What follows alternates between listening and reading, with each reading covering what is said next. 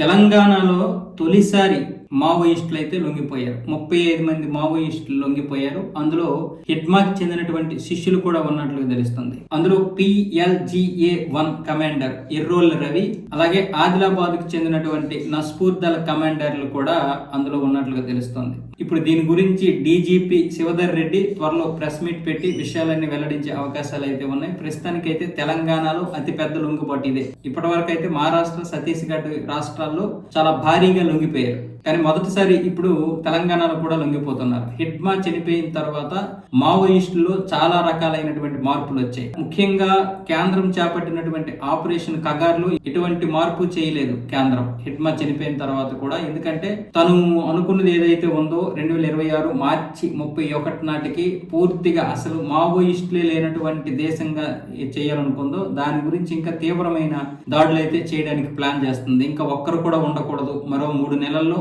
పూర్తిగా ఉండకూడదు. వాళ్ళు అప్పటికి లొంగకపోతే పూర్తిగా చంపేయాలని, అంటే మొత్తం బాంబులు పెట్టైనా చంపేయాలన్న విధంగా కేంద్రం అయితే ఒక నిర్ణయం తీసుకుంది.